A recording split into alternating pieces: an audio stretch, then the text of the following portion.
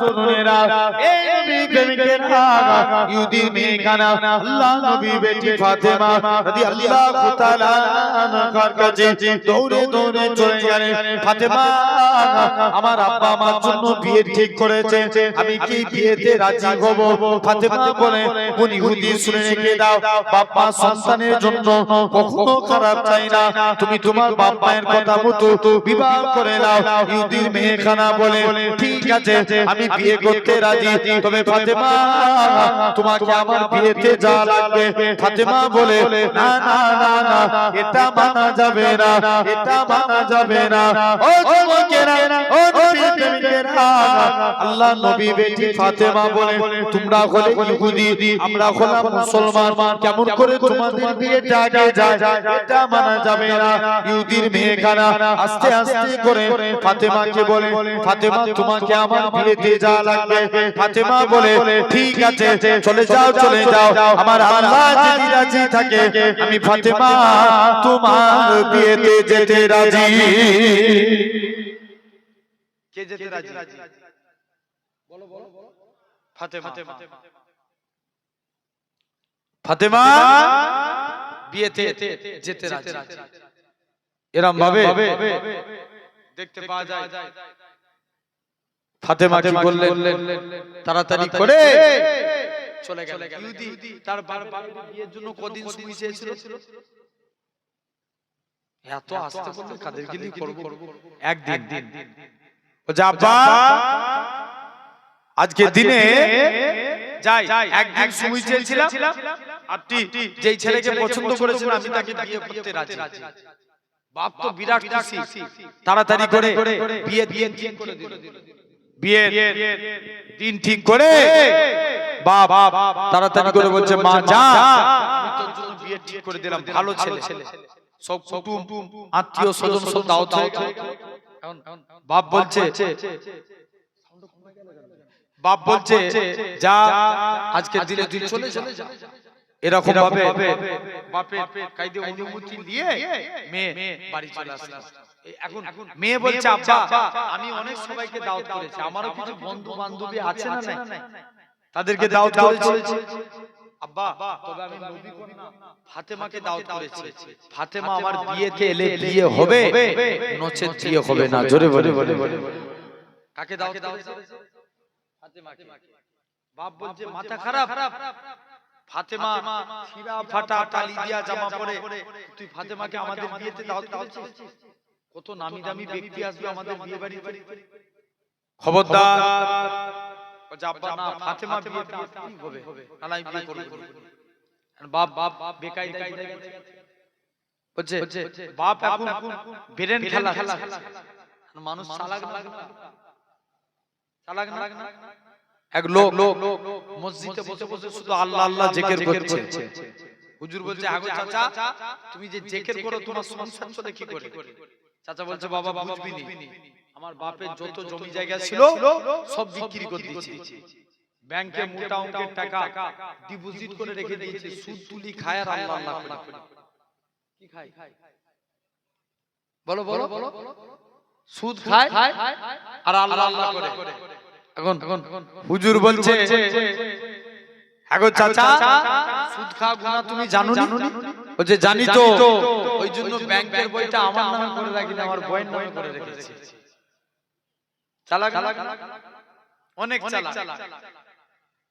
এখন দেখতে পাওয়া যায়, বলছে চলো।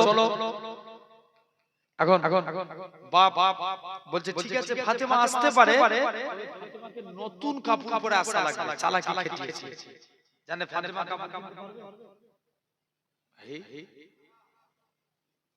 পারবে। বলছে চলে যাও, ফাতেমার কাছে যাও। এই তুমি ফাতেমার নতুন কাপড় পরে বিয়ে বাড়িতে আসো, কোনো অসুবিধা নাই। ইহুদির মেয়ে মনে মনে ফাতেমা যদি কাপড় না কিনতে পারে, তোর ঘরে একটা কাপড় কিনে দাও, দান করে দাও। ফাতেমার কাছে আবার চলে গেল। মুসলমান ঘরের ছেলে মেয়েরা, বাবা তরুণেরা, এ বাঙালির মানুষেরা, ইহুদির মেয়েখানা আল্লাহ নবী বেটি ফাতেমা রাদিয়াল্লাহু তাআলা আনহার কাছে দৌড়ে দৌড়ে চলে গেলেন। ফাতেমা, তোমাকে আমার বিয়েতে যাওয়া লাগবে। ফাতেমা বলে, ঠিক আছে, আমি তো তোমার বিয়েতে যাব বলেছি। ফাতেমা বলে, তুমি এখান থেকে চলে যাও। ইহুদির মেয়েখানা আল্লাহ নবী বেটি ফাতেমা কে বলে, ফাতেমা, তোমাকে আমার বিয়েতে নতুন কাপড় পরে যাওয়া লাগবে। ফাতেমা বলে, ঠিক আছে, আল্লাহ যদি রাজি থাকে, আমার তো কাপড় নাই, কেমন করে কাপড় পরবো? ফাতেমা বলে, উনি হুদি শুনে রেখে দাও, আমার তো কাপড় নাই, কোথায় কাপড় পাবো? ইহুদির মেয়েখানা বলে, ফাতেমা, দরকার হয় আমি তোমাকে এই কাপড়টা দান করে দিলাম।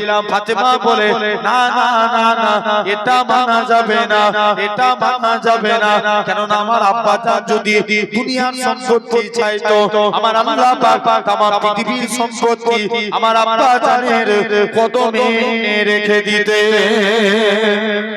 এই নওজোয়ান যুবকেরা, ইহুদির মেয়েখানা বলে, ফাতেমা, কি করব? তবে তোমাকে আমার বিয়েতে যাওয়া লাগবে। ফাতেমা বলে, ঠিক আছে, চলে যাও, আমি ফাতেমা নতুন কাপড় পরিয়ে যাব। ফাতেমা নামাজ পড়ে আল্লাহর কাছে দোয়া চায়, আল্লাহ পাক ইহুদির কাছে, তুমি আমি ফাতেমাকে ছোট করো না, মুসলমানকে ছোট করো না, আল্লাহ পাক তুমি ইহুদিদের কাছে আমি ফাতেমাকে ছোট করো না। ও আল্লাহ পাক, তুমি আমার একটা কাপড়ের বন্দোবস্ত করিয়ে দাও। ফাতেমা দোয়া চাইতে দেরি, কাপড় আসতে দেরি হলো না। ফাতেমা কাপড়টাকে নিয়ে দৌড়ে দৌড়ে দৌড়ে আল্লাহ নবীর হুজরা মুবারকে চলে গেলেন। আসসালাতু ওয়াসসালামু আলাইকা ইয়া রাসূলুল্লাহ হাবিবাল্লাহ। ও যুবকেরা, আল্লাহ নবী সালামের উত্তর খানা দিলেন। ফাতেমা, তুমি কি জন্য সালাম দাও? আব্বা জান, আজকের দিনে আমি একটা কাপড় দেখতে পেয়েছি, এই কাপড়টা কোথা থেকে এসেছে জানি না। হযরত জিবরাইল আমিন চলে আসে, ইয়া রাসূলুল্লাহ হাবিবাল্লাহ, ফাতেমার ব্যবহারে আমার আল্লাহ খুশি হয়ে ফাতেমার জন্য জান্নাতুল ফেরদাউস থেকে আমার আল্লাহ সারি খানা পাঠিয়েছে। জোয়ান যুবকেরা, ফাতেমা শাড়িটা পরে ইহুদির বিয়ে বাড়িতে চলে গেলেন। ফাতেমা শাড়ি পরে ইহুদির বিয়ে বাড়ি কেটে দাঁড়িয়ে আছে। ফাতেমা শাড়ি থেকে এমন নূর চমকাতে লাগে, গোটা ইহুদির বাড়িটা নূর আলোয় আলোকিত হয়ে গেছে। আরেকটু চিল্লে বলো, তাকবীর একবার দান তো দেখি, তাকবীর দান।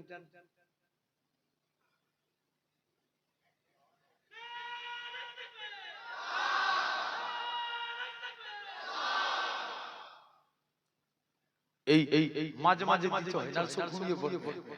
কত দিতে হচ্ছে? ঘুম ধরছে? জেনে রেখে দেন ভাইরা, আব্বারা, তরুণেরা। ফাতেমা কাপড় দেখে সবাই ফিদা হয়ে যায়। মেয়েরাদের একটা অভ্যাস আছে, কারো জিনিস পছন্দ হলে স্বামীর মাথা খারাপ হয় না? সব মেয়েরা বলছে, ফাতেমা তুমি এই শাড়ি পেয়েছো কোথায়? ফাতেমা বলছে, হাজারো চেষ্টা করলে তোরা এই শাড়ি পাবি। বলছে, দোকানের নাম বলো। বল কি করবে? বল বলছে, যা এই যা টাকা লাগে দেবো। ফাতেমা বলছে, এই শাড়ি পেতে গেলে আগে মুসলমান হয়ে নামাজ রোজা আদায় করতে হবে, আল্লাহ খুশি হলে আমার থেকে দামি শাড়ি পাবে। একসঙ্গে 400 ইহুদির মেয়ে ফাতেমার হাতে হাত দিয়ে কালেমা পড়ে মুসলমান হয়ে গেল। যাও তাহলে আমরাও ভালো যুক্তি দেব, বলো ইনশাআল্লাহ। দেখবেন এখনো কিছু মানুষ আছে 55-60 বছর বয়স, এখনো দাড়ি কেটে আছে না? নাই কথা বলে এই মরণকে যে বললাম, ভেবে নিয়েছে মরবুনি আর দুনিয়াতেই বেঁচে থাকবো। আমাদের ওই সাইডে একটা ঘটনা ঘটেছিল, এক লোক 55-60 বছর বয়স, কত বললাম? বলো 55-60 বছর বয়স। মন দিয়ে শুনো, এখন বৃহস্পতিবারের রাত দাড়ি কেটে বাড়ি গেছে, হিরো সেজে, বয়স 55।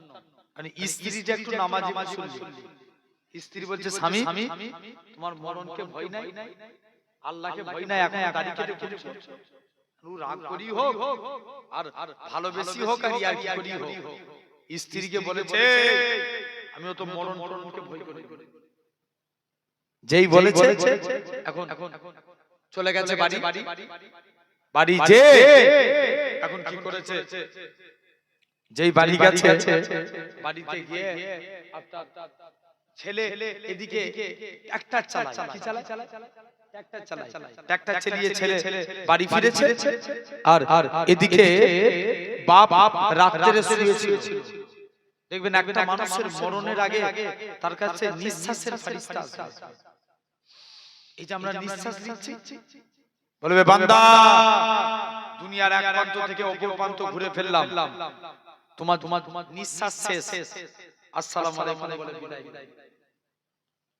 বাতাসের ফেরেশতা বলে দিবে, রিজিকের ফেরেশতা আসবে, বান্দা আমি দুনিয়ার এক প্রান্ত থেকে অপর প্রান্ত ঘুরে ফেললাম, তোমার রিজিক শেষ, আসসালামু আলাইকুম বিদায়।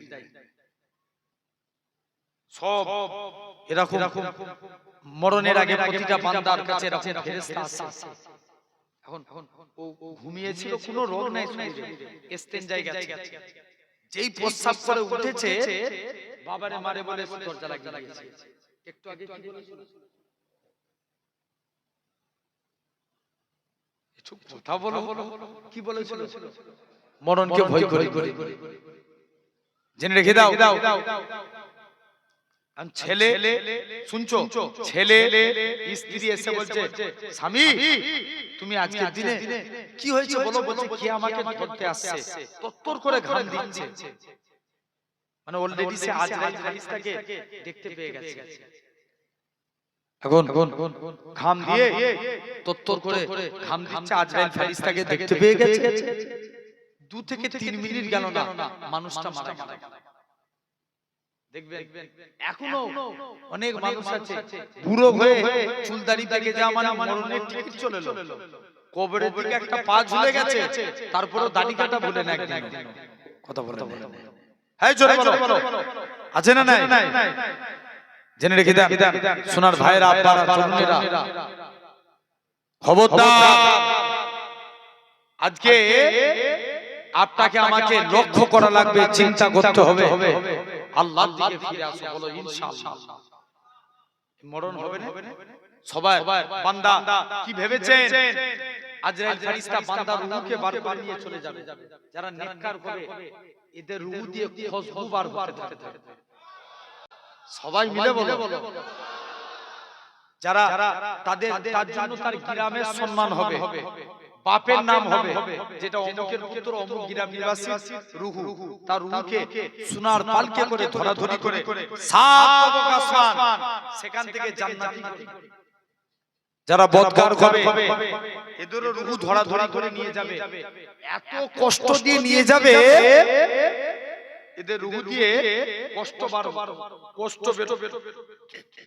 হতে থাকবে, দুর্গন্ধ বাইর হতে থাকবে, এদের রূহ কষ্ট দিয়ে নিয়ে যেতে 7 আসমান, সেখান থেকে জাহান্নামী করে এরকম ভাবে জেনে রেখে দেন। আস্তে আস্তে করে বান্দা, আচ্ছা বলুন তো ভাই, বেঁচে আছে একটা হাত ভেঙে গেছে, কষ্ট কম না বেশি? জোরে বলো, অনেক বেশি। আপনি বেঁচে আছেন, চোখে একটা রড ঢুকে গেছে, কষ্ট নাই? অনেক কষ্ট।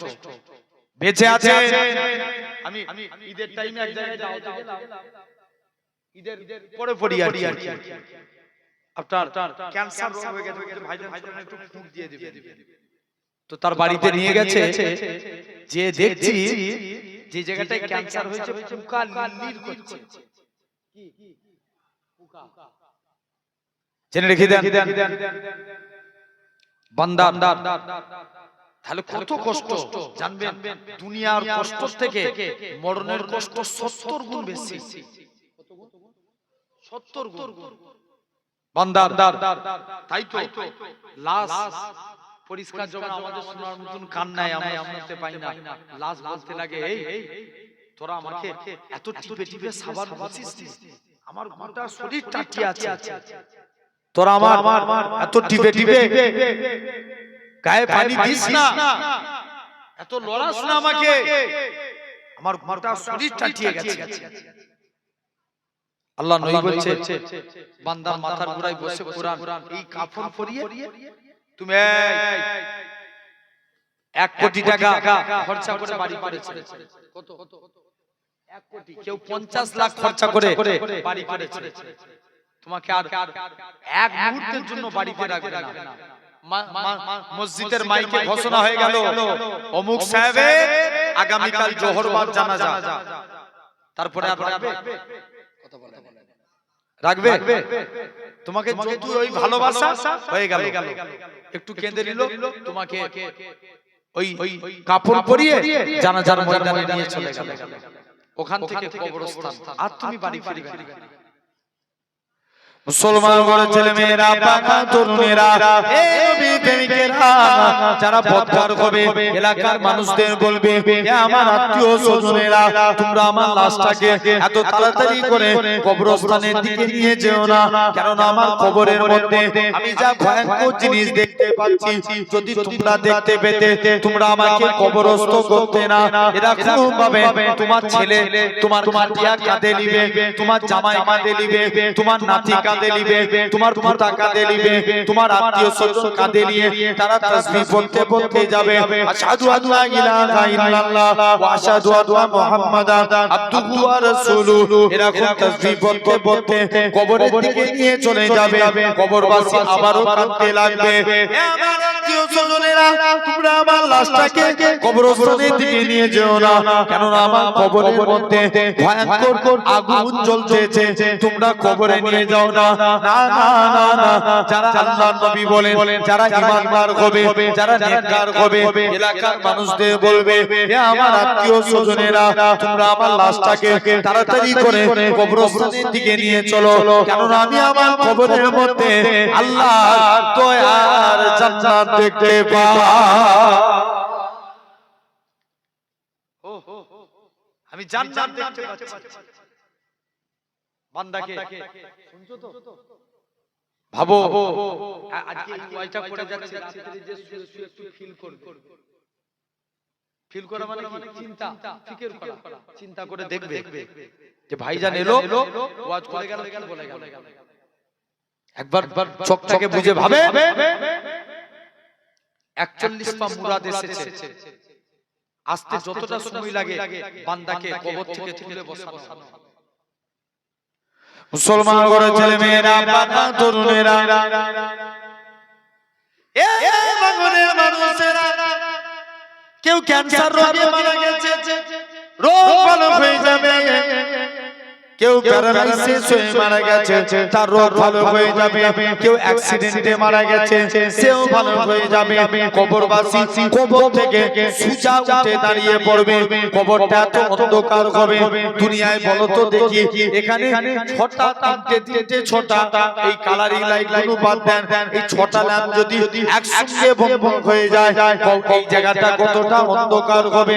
আমেরিকায় একটা টুরিস্ট মানে জায়গা, ঘোরার জায়গা আছে, মাটি থেকে 3000 ফুট নিচে একটা ডার্ক অন্ধকার জায়গা, ওখানে ঘুরতে যায়, কত অন্ধকার জায়গা বলে পৃথিবীর সবথেকে অন্ধকার জায়গা, মাটি থেকে 3000 ফুট নিচে, এরকম ভাবে কবরটা কত অন্ধকার হবে।